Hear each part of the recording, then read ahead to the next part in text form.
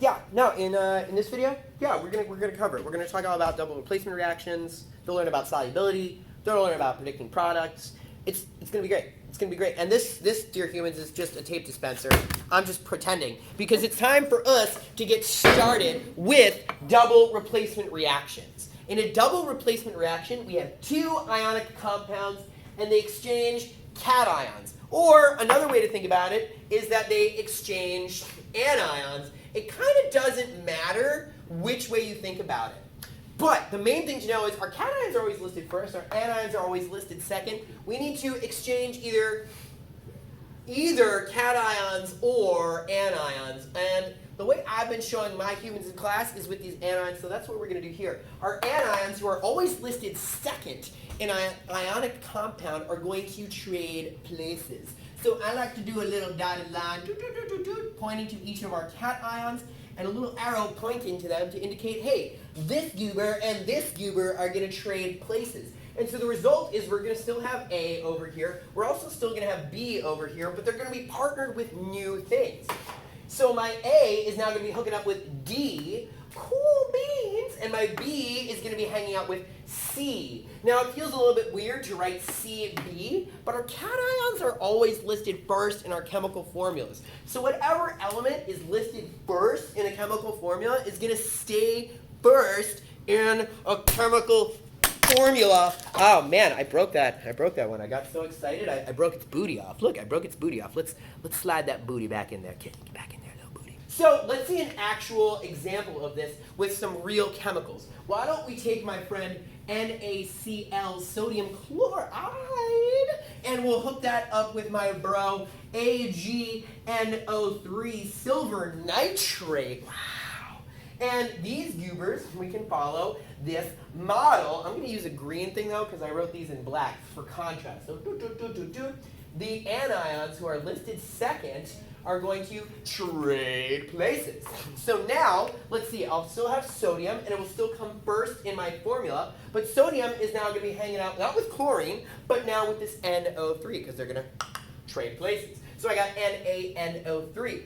And my other chemical in here should still start with silver, because our cations always are listed first. So we've got Ag, and it's no longer hanging out with nitrate, NO3, it's now going to be hooking up with this chlorine. Very, very nice. This is the basics of a double replacement reaction. But you may have heard me talking on my fake telephone. It's fake. It's not a real telephone. It's fake. And you may have heard there's some other things to go on here. We also, if we're talking about double replacement reactions, really need to talk about solubility, because that's a big factor in here. We've already talked a little about predicting products, but we also need to reference some of the stuff that was covered in my video on ionic compounds, their names and formulas. Click on this thing. Click on it. It's up here. Click on it to learn about that. And yeah, we're going to combine a few different things here. We're also going to combine a little bit of balancing chemical equations into the mix. So let's get started with all of that. So, if we're talking about these ionic compounds exchanging cations, one thing, or anions, whichever way you want to think about it, one thing that's important for us to remember is that ionic compounds are neutral, but made of charged ions. So we're going to have cations who are positive and anions who are negative that come together to make a neutral ionic compound. We talked about this in the past. We'll reference it again, that sweet video on balancing chemical equations. So they're made of charged ions. And this makes a difference, or is important to remember when we're writing out our products for a double replacement reaction. Let's get an example of one on the board. Did I edit that well? I don't know, who cares?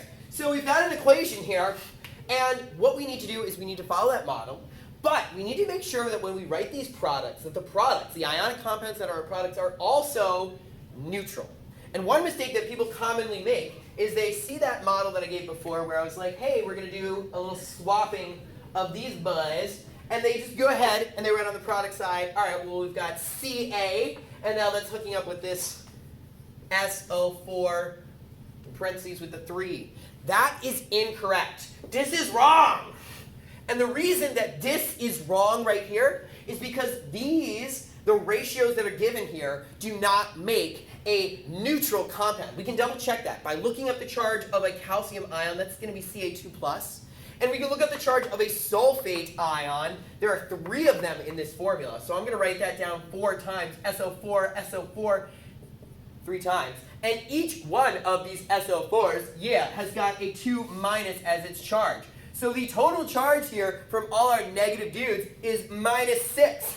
Meanwhile, all our positive dudes add up to +2. And if I put +2 and -6 together, that's not neutral. So this is wrong. What we need to do when we're writing down the formulas for our products is we need to do that criss-cross method, christen and crossen, which was practiced in that video on writing correct formulas and names for ionic compounds. So let's do that crisscross. I'm going to take these 2 compounds, or rather ions, that I'm putting together, and what I'm going to do is that crisscross thing. So I know the charge on a calcium ion. It's going to be 2+, and I know the charge on a sulfate ion. It's going to be 2-, and I can do my cool criss, and I can do my cool cross. But honestly, I don't really need to do that in this situation, because what I can see is that if I have a 2+ charge and a 2- charge together, well, if I put them together, they cancel each other out and they're neutral. So actually, I could do the crisscross at this point, but I can just see that if I put calcium Ca with SO4 sulfate, I have a nice, happy, neutral compound. Yes! Freaking money! Look at these guns! Money! So FCaSO4 is the correct formula for one of our products. But we have to do that for both of these puppies. So I know I'm going to get CaSO4. I'm also going to get a mashup of aluminum ions with bromine ions. So what I want to do is look up the charge of both of those goobers. And again, do my cool christen and crossen. Christen and crossen. So let's see, aluminum, I can reference my periodic table of ions and find that aluminum has a 3+ charge. Beautiful. And I can look up bromine and find that this dude has a minus charge, or if you feel more comfortable writing -1, that's okay. It's not super sciencey awesome, but it's okay. So I've got Al3 and Br1. Well, I'm going to do my cruise and my cross, my criss and my cross. So let's criss our 3 over. That's going to become the subscript on the bromine. And this 1, I'm going to cross to go over onto the aluminum. Now, we don't really write 1s in chemistry. If you want to write it down, it's not super wrong, but it's also not the totally correct way to do it. But anyway, at this point, I can look and say, all right, what's my proper formula? It's going to be Al, and that 1 came over there. And let's just make that a nice 1 with serifs. And then my bromine, my Br, is going to get that 3 onto it. So my correct formula here is AlBr3. Mwah, mwah, beautiful, beautiful. And I can now erase this bit and rewrite my correct formula here. So I've got aluminum bromide. Sick, AlBr3. That is the general process we need to follow when we are coming up with the products for a durable replacement reaction. But there's more things we have to do here, humans, because you may have heard me talking about solubility. And when I'm talking about solubility, that's going to be a factor in my double replacement reactions. Let's talk a little bit about solubility. So solubility relates to the delicious coffee I'm drinking, because solubility is the ability for something to dissolve in water. Well, actually, not just water, but we're really only going to be talking about water at the general chemistry level. So the ability to dissolve, and for our purposes, we're really only going to be talking about in water. But I do want to put this in parentheses, and maybe let's put a little asterisks on it, because that's only for our purposes. When we're talking about solubility in other settings, we might talk about whether or not something can dissolve in alcohol, for instance. Or maybe you're using the terrifying solvent known as benzene, which loves to cause cancer. The solubility in benzene is going to be a different measure. We're only going to be thinking about solubility in water, though. And that is the ability to dissolve. If a compound is able to be broken apart into its individual atoms or ions that make it up, or molecules, for instance, if we're talking about sugar, if water can break it apart, a solid, it is able to dissolve it. Now, there are rules for figuring out if something is soluble or not. Let's define that word. If something is soluble, it is able to dissolve. Versus if something is insoluble, then it is unable to dissolve. These are two words we should definitely know as we talk about double replacement reactions and solubility. So, all right, solubility, the ability to dissolve. If it's soluble, it's able to dissolve. If it's insoluble, it's unable to dissolve. Well, there are these cool things called these solubility rules. Check them out. Check them out. Look at them. See, they're there. And we're going to use those dudes to figure out if a compound is soluble, able to dissolve, or if it is insoluble, meaning it won't dissolve. It will not break apart in water. It will stay as a solid. Let's look at those, and we'll use them with, let's say, two different examples. We'll predict the solubility of two different compounds. What compounds should we use? Let's do, and we'll do another guy. Let's do this guy. Cool. So, in the solubility rules, what we're going to use, there are different ways to read the solubility rules, but I'm going to show you one version that I really like. It's all based on the negative ions, which always occur second in our chemical formulas. So we're going to look at our negative ion who appears second, and it's going to help us out. So we got MgCO3. That's what we're going to use to figure out the solubility of this compound, or it's going to be our starting point. And we've got CuCl2. Well, chlorine in here comes second. We're going to start with chlorine for helping us figure out our solubility. So, check out these solubility rules. Wow! We're going to use the magnesium, we're going to use the carbonate, the CO3, and we're going to find that in our solubility rules. Oh, there it is. I hope I edited that well. And we can see that this guy is on team insoluble. So, because it is under this heading of insoluble, I'm going to assume that if carbonate is a compound, it's probably insoluble. But there are these other things called the exceptions. Those are the exceptions to the rule. So if carbonate is paired with one of those exceptions, then it will be soluble. So let's see. We see carbonate. Magnesium is not listed under those exceptions. So I have to assume that this goober is going to be, yes, that's correct, insoluble. Okay, cool. Not too spiced. Let's look at this dude over here. So first I'm going to find chlorine, Cl, under my list of solubility rules. Oh, there it is. And then I'm going to say, come on a little closer. Is copper one of your exceptions? Well, under these exceptions, no, I don't see copper listed there. So chlorine is usually soluble, and there is not an exception occurring here. So this compound will be soluble, meaning it can dissolve in water. Magnesium carbonate, my good friend, will not, versus copper chloride, who I also like a bunch, will. Neat. Well, how do we use that with this whole double replacement reactions business? Let's look at that. Hi. So here is an equation we already saw earlier. Our NaCl hooking up with our silver nitrate, AgNO3.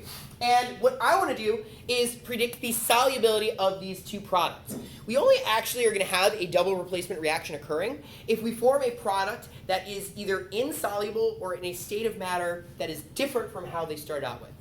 So if we're talking about states of matter, we're always going to put those guys into a nice chemical equation, and they follow after our compounds in these lower parentheses.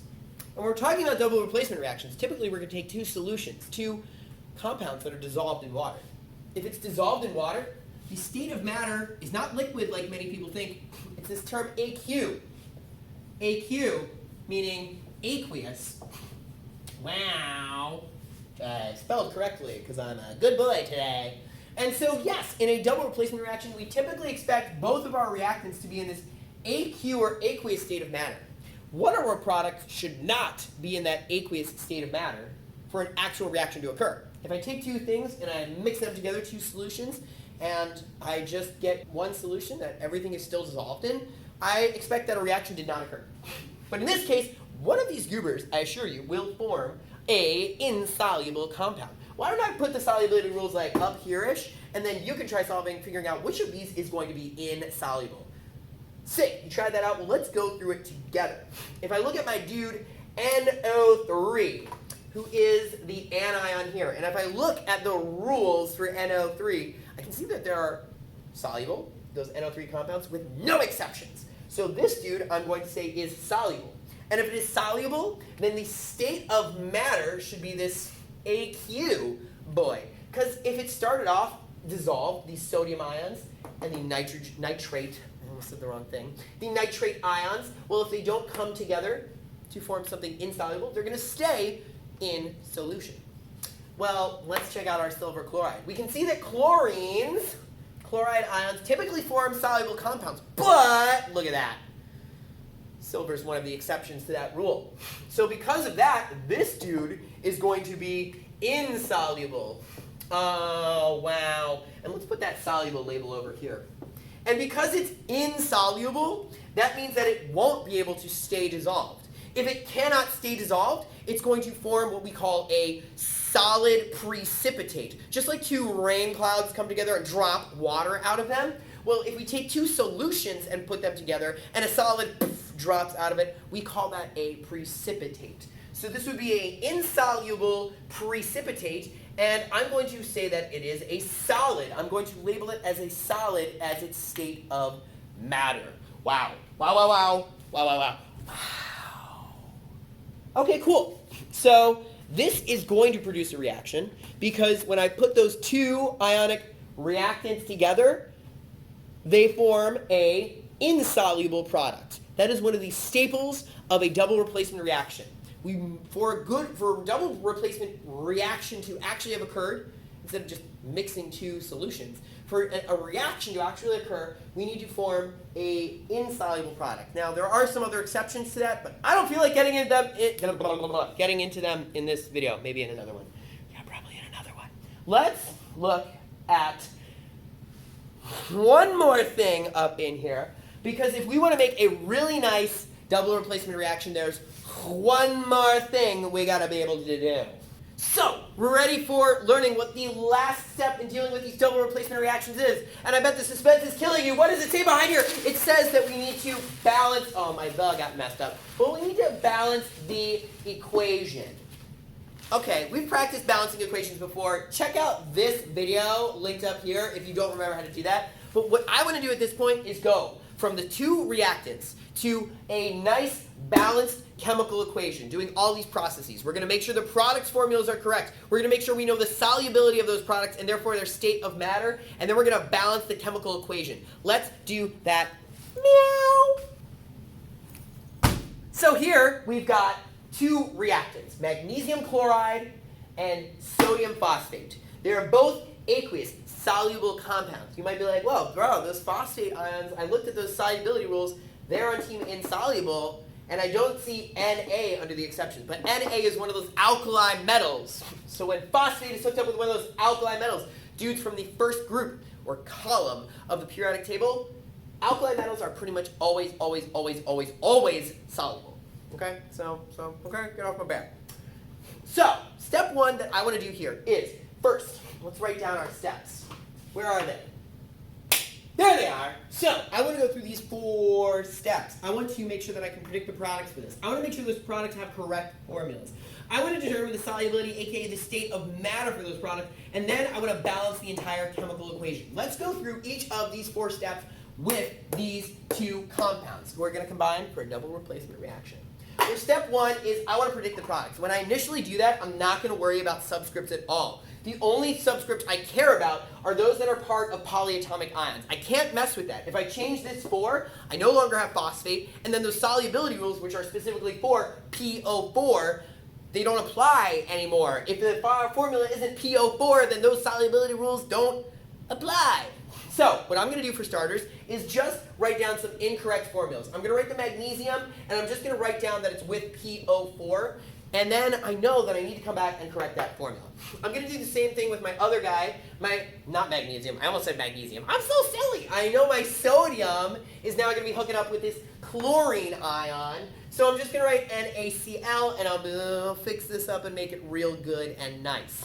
So we predicted our products. That part is pretty easy peasy. But the little bit more challenging bit is making sure we have the correct formulas. And so for that, I need to look up the charges of these goobers, and I can do that like bam. So now's when I can do my cool Chris thingy. So I'll take my 2 and I'll Chris comes first. I'll Chris that over here, and I'll take my 3 and I'll cross that over here. So my correct formula should be Mg with that 3 popping onto it.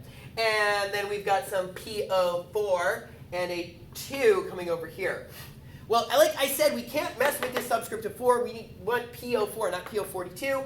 So I got to slap some parentheses in here. And now, cool, I've got a nice correct formula. What I'm going to do just as part of my process is erase this guy now and write that correct formula up there. Because you know what? It'll be nice to have the correct formulas. Where'd my purple marker go? Here she is. Mwah. Love you, baby. So we've got a correct formula of Mg3PO4 in parentheses with a 2. Great, and I'll do the same process for my Na chloride, my sodium chloride. I'll look at my formula for a charge of sodium. It's a plus charge. I'll look at my charge on a chloride ion. It's a minus. All right, well, I don't really need to crisscross here because I know a plus and a minus will come together and cancel each other out. So it turns out NaCl is the correct formula. Great, I don't have to change that. I love that. I love being a lazy boob. All right, cool. So where are we at now? Well, we do have our correct formulas. Now what I want to do is predict the solubility or state of matter for these two products. I'm going to erase my crisscross action because I don't need it anymore. I already did that stuff and I need some whiteboard space.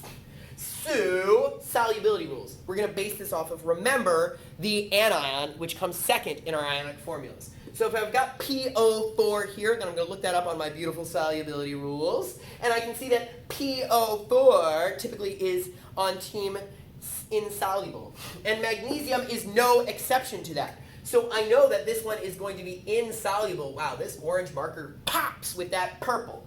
And if it's insoluble, what state of matter does it get? That's right, it's going to form a solid. All right, nice. We'll do a same thing with my NaCl. With this, I'm going to look at my solubility rules, and I'll find chlorine on there. And I can see that chlorine is on team soluble, and sodium is not one of the exceptions. So therefore, this dude is going to be soluble. And like we said, if we have a soluble compound in a double replacement reaction, it's going to stay in that aqueous state of matter. Cool. So we have done our third step. We've done solubility, aka state of matter predictions. The last thing we need to do is balance this chemical equation. And let's just go through it here, even though there's an entire video on balancing chemical equations. If I want to balance my chemical equation, what do I do first? That's right. I got to take inventory. I got to see what elements I have and how many of each element I have. Hey, soluble and insoluble, get the fridge out of here. So for this process, I like to draw a line down the middle to separate my reactant side from my product side.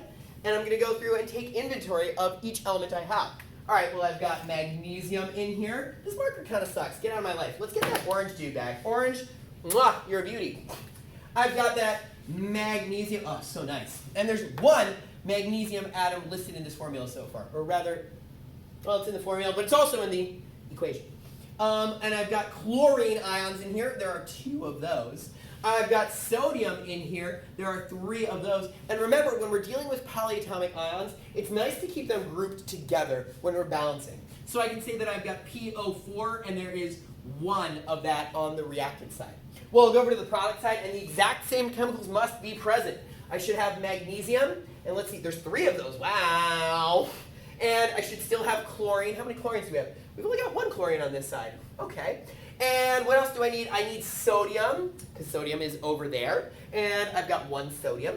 Okie doke. And the last thing should be PO4.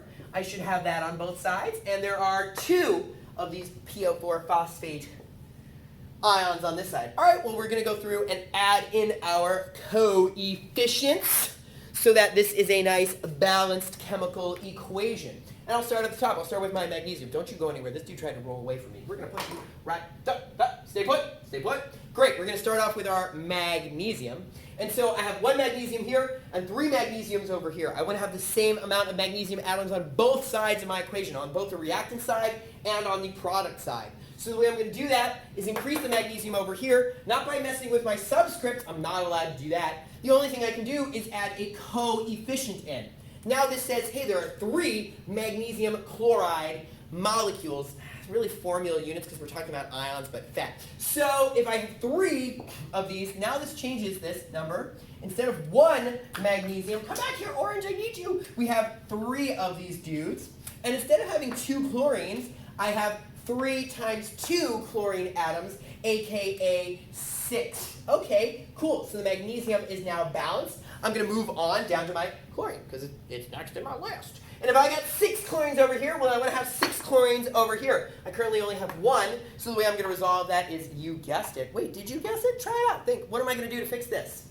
Great, you thought about it. Well, the thing I should do here is I want to have 6 chlorines on both sides, so I'll pop a 6 as my coefficient in front of my NaCl, my sodium chloride. And what that does is it changes it, so now I no longer have just 1 chlorine over here, I've got 6. And this is also going to affect the amount of sodium. If I have 6 of this, bye marker, you fell. If I have 6 of this NaCl, then I have not 1 sodium anymore, now I have 6 of them. Okie doke. Well, I'm going to floop back over here because our magnesium is balanced, our sodium, our chlorines are balanced. Let's see if we can fix up this sodium. If I have 3 sodiums over here and 6, well, I'd like to have twice as many. I'd like to bring that 3 and double it to turn into a 6. So I'll put a coefficient of 2 to double the amount of this stuff. Right there, right there. And what I'm going to do now is update my inventory. So if I have 2 times 3 sodiums, I have a total of not 3 anymore, but 6. And let's see, this also affects the amount of phosphates. If I have 2 of this whole bowl, then I have 2 phosphates on this side. So we'll get rid of that 1 and update that, double it to a 2. And oh my lord, look at this ish! It's all balanced out now. I have 3 magnesium ions on both sides. I have 6 chlorine ions on both sides. Chloride, to be more precise. I have 6 sodiums on both sides, and I have 2. What are numbers? I have 2 PO4 phosphate ions on both sides. Yay! We have a balanced double replacement reaction going on here. We followed our 4 steps, which used to exist, but now they don't. Cool. So, yeah, that's how we're going to do stuff with double replacement reactions. I don't want this video to go on forever, so I'm not going to do any other examples right now. But I do want to say ta-ta, have a great rest of your life.